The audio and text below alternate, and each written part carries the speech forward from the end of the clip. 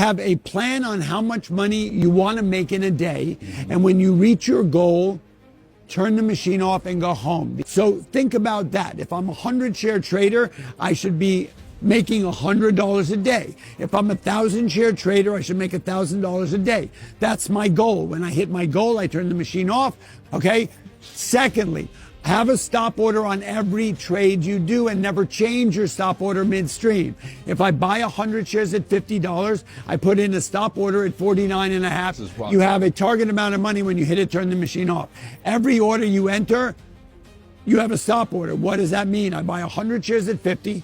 I put in a stop order at 49.5, down 1% of the stock. Okay?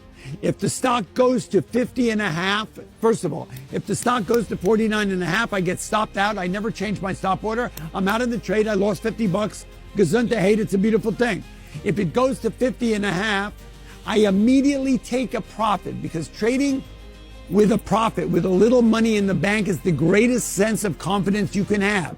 So let's say I bought 100 shares, I sell 50 shares, 50% of my trade, up a half a dollar, okay? And I move my stop order from 49.5 to 50, break even. So now I just made $50, and I now cannot lose money on the trade, okay? What an amazing feeling. And then if it goes to 51, I sell 25% more of the trade, and I raise my stop order up to 51. So I'm locking in a 50 cent or a dollar profit. And as the stock goes in my favor, I'm going to use a trailing stop order or a bracket order to get the most out of my winners and to lose the least out of my losers. That's the nature of this business.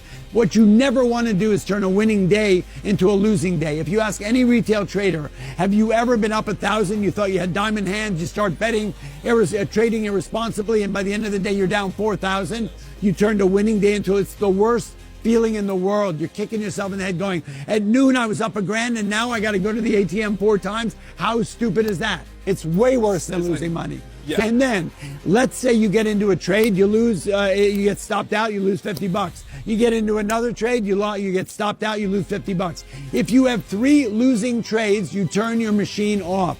Okay? Otherwise, the psychology of trading, it's called revenge trading. I got to get back what I lost. You start trading irresponsibly and you end up going home down not 150, which is what would have happened if you turned the machine off, but you're down $3,000 or $4,000.